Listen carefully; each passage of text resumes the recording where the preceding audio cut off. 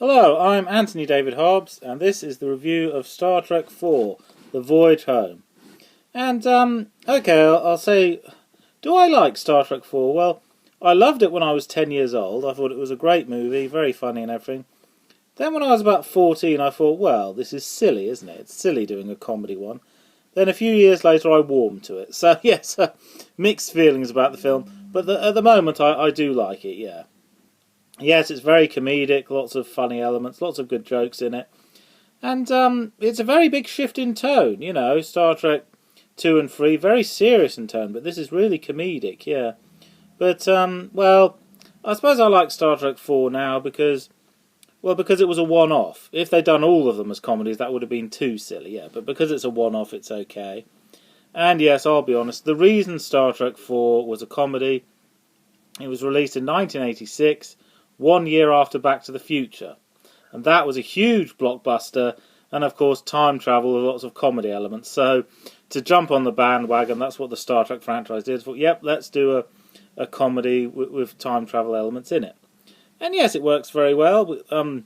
Star Trek 3 takes place straight where number 2 left off, and Star Trek 4 takes place straight where number 3 left off. So the Enterprise has been destroyed, so their main principal vehicle is the Klingon bird of prey.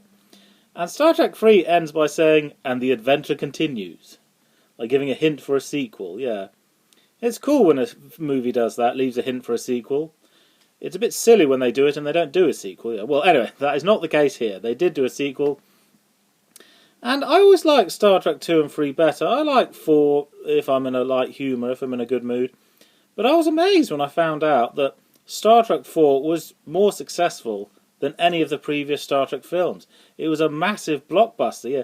It was so successful, in fact, that's why they went on to do Star Trek Next Generation TV show, a really big budget TV show. Yes, Star Trek was huge in 1986. And it was the 20th anniversary as well, so yeah, that was great, yeah. Now it's 50 years old, Star Trek is 50 years old.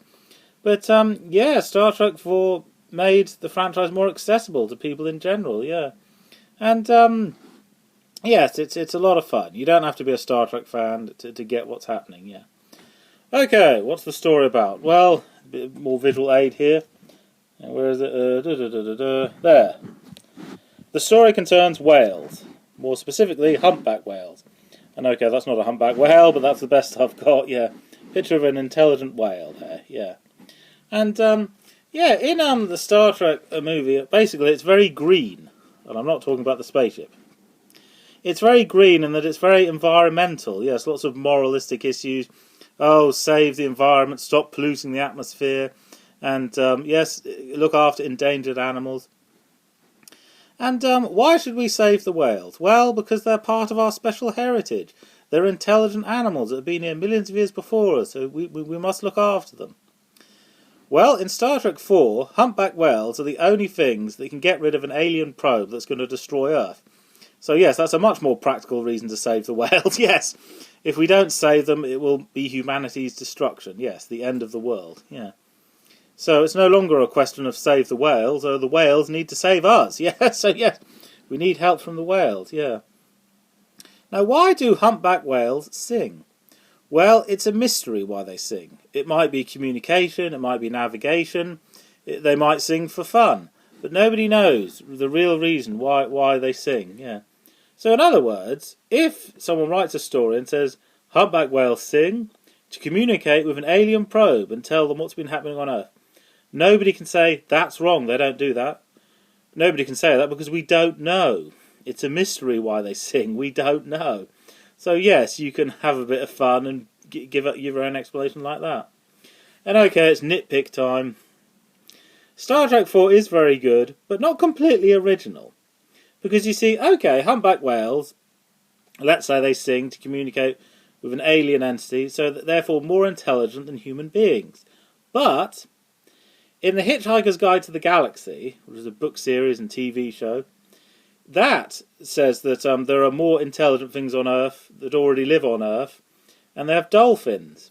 And there's one part of one of the books which says dolphins more intelligent than humans, and they can communicate in a more advanced way that humans can, and they're so intelligent, in fact, they've built a spaceship. They can leave Earth because there's a big disaster coming.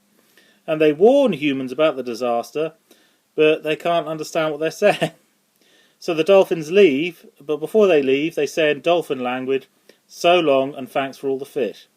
In other words, the idea that sea mammals are more intelligent than humans, that concept had been explored before. Nevertheless, Star Trek 4 is a very good movie, yes. And yes, there's. I suppose one of the reasons why I do like it, but it's not my favourite one, because very little time in space, yes. Oh, we see the Klingon vessel go 10 times the speed of light, catapult around the sun, use the sun's gravitational pull to go time warp, because they have to go backwards in time, because it's the only way they can get some humpback whales, yeah.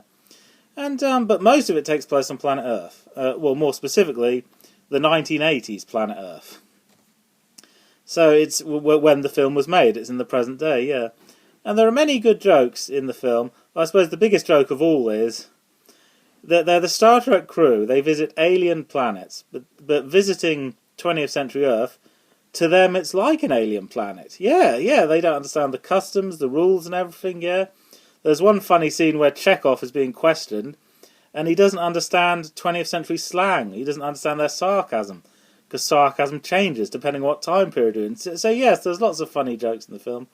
Spock has been regenerated. His memory almost sort of like 90% restored, but there's still a few bits and bobs he doesn't quite get right. Nevertheless, he's clever enough to help them calculate, time warp, yeah.